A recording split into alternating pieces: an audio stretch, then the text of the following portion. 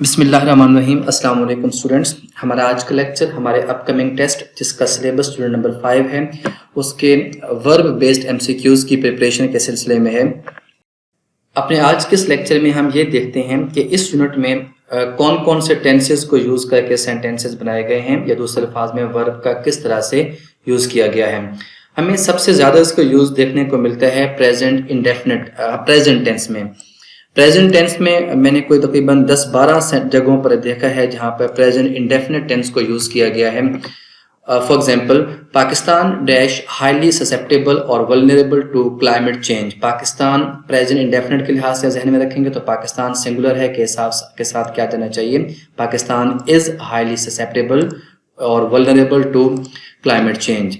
Similarly एक और sentence देखा प्रेजेंट इंडेफिनिट का कि the geographical diversity. Present definite के लिहाज से थर्ड पर्सन सिंगुलर है, में वर्ब के साथ एस का इजाफा होना चाहिए।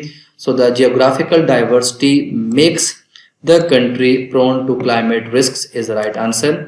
सिमिलरली एक और सेंटेंस हमारे सामने है, Pakistan dependence on agriculture. Pakistan dependence एक एब्स्ट्रैक्ट नाउन यूज किया गया, यहाँ पर थर्ड पर्सन सिंगुलर के तौर पर यूज किया जाएगा। इसके साथ ही हम वर्ब की एस फॉर्म यूज करते हुए एग्जैसिबेट्स का वर्ड यहाँ पर वर्ब यूज करेंगे, is the right answer. Rapid urbanisation third person singular है, प्रेजेंट इंडेफिनिट के लिहाज से एस का इजाफा होना चाहिए, the answer is increases. Extreme heat हमारे पास एक और थर्ड पर्सन सिंगुलर का यूज है। थर्ड पर्सन सिंगुलर के लिहाज से प्रेजेंट इंडेफिनिट टेंस में एस का इजाफा करते हुए हम यहाँ पर पोजेस का वर्ड यूज करेंगे। नेक्स्ट सेंटेंस हमारे पास है, द मेल्टिंग ऑफ ग्लेशियर्स। तो यहाँ पर मेल्टिंग को जहन में रखते हुए, अगेन सिंगुलर फिनोमिना को जहन में रखते हुए हम वर्ब की एस फॉर्म यूज करेंगे प्रेजेंट इंडेफिनिट के लिहाज से। The melting of glaciers increases. Glaciers को जहन में नहीं रखना बल्कि मेल्टिंग को जहन में रखना है। हमारा नेक्स्ट सेंटेंस भी कुछ इसी तरह का है, the reason for agricultural challenges. तो यहाँ पर चैलेंजेस को जहन में रखते हुए नहीं बल्कि रीजन को जहन में रखते हुए और प्रेजेंट इंडेफिनिट टेंस के लिहाज से वर्ब की एस फॉर्म आनी चाहिए। तो राइट आंसर हमारा बनता है लाइज। हमने प्रेजेंट इंडेफिनिट टेंस के कुछ एग्जांपल डिस्कस कर लिए, इसके अलावा भी सेंटेंस कोई तकरीबन 5-7 सेंटेंस और हमें मिलेंगे जहां प्रेजेंट इंडेफिनिट टेंस को यूज कर सकते हैं। फिर मुझे प्रेजेंट कंटिन्यूस टेंस के कोई तकरीबन 10-15 सेंटेंसेस देखे हैं, मैंने कुछ आपको सैंपल के तौर पर दे दिए हैं। पाकिस्तान इज के बाद प्रेजेंट कंटिन्यूस के हिसाब से सिंगुलर के हिसाब से हम क्या यूज करेंगे, Pakistan is promoting climate smart agriculture practices. Similarly, glaciers are के बाद वर्ब की ing form present continuous tense में यूज करते हैं, melting is the right answer. Pakistan is experiencing present continuous tense के लिहाज से, Pakistan is witnessing present continuous tense के लिहाज से, पाकिस्तान is losing, ये हमारे सारे प्रेजेंट कंटिन्यूअस टेंस के यूज हमारे पास आ रहे हैं। फिर हमारे पास कुछ सेंटेंस हमें प्रेजेंट परफेक्ट टेंस के भी मिलते हैं। Climate change has helping verb है प्रेजेंट परफेक्ट टेंस का, और हैज के साथ हम वर्ब की या प्रेजेंट परफेक्ट टेंस में हम वर्ब की थर्ड फॉर्म यूज करते हैं, तो हैज के साथ हम क्या कहेंगे, has disrupted. Similarly Pakistan has के साथ वर्ब की third form seen is the right answer here. Pakistan has के साथ वर्ब की third form introduced is the right answer again here. Then we have another sentence, over 30% ice in Pakistan's glaciers already. यहाँ पर helping verb नहीं दिया गया था, यहाँ पर एक स्ट्रॉन्ग कीवर्ड हमारा प्रेजेंट परफेक्ट टेंस का है ऑलरेडी।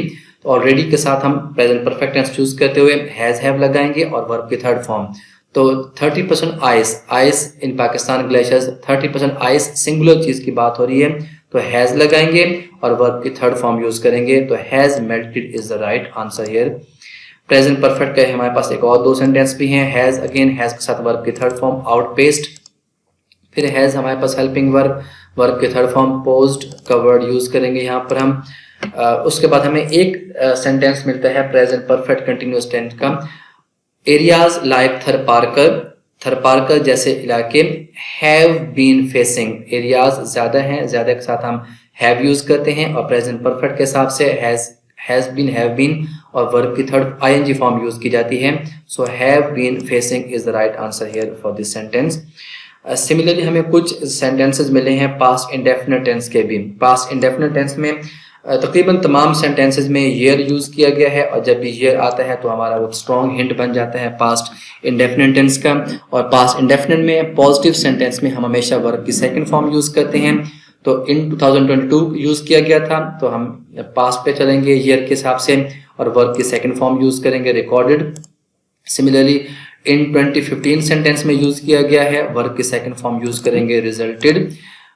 2010 फ्लड्स का जिक्र किया गया है, पास्ट की एक्टिविटी का जिक्र किया गया, वर्ब के थर्ड सेकंड फॉर्म यूज़ करेंगे अफेक्टेड। फिर एक वाक्य है जिसमें 2015 के किसी इवेंट का हवाला दिया गया है, एक बार फिर वर्ब की सेकंड फॉर्म पास्ट इंडेफिनिट को यूज़ करते हुए वर्ब की सेकंड फॉर्म को यूज़ करेंगे। Then we have 2020 locust attack, एक और पास्ट के इवेंट का हवाला दिया गया है, वर्ब की सेकंड फॉर्म को यूज़ करते हुए हम पास्ट इंडेफिनिट को यूज़ करते वर्ब की सेकंड फॉर्म यूज़ करेंगे।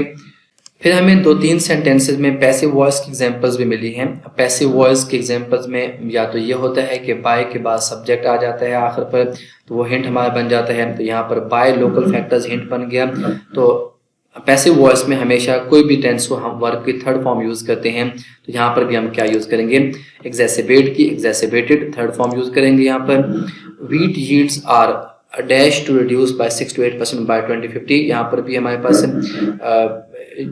दूसरा हिंट यूज़ किया गया। दूसरा हिंट ये होता है कि समटाइम्स सेंटेंस में बिल्कुल the doer is not mention at all, doer mention नहीं किया जाता, सब्जेक्ट मेंशन नहीं किया जाता, सिर्फ फिनोमिना पर फोकस किया जाता है। तो इस सेंटेंस में भी कौन कर रहा है, कौन करेगा का जिक्र नहीं किया गया, बल्कि कुछ हो जाएगा का सेंटेंस बनाया गया है।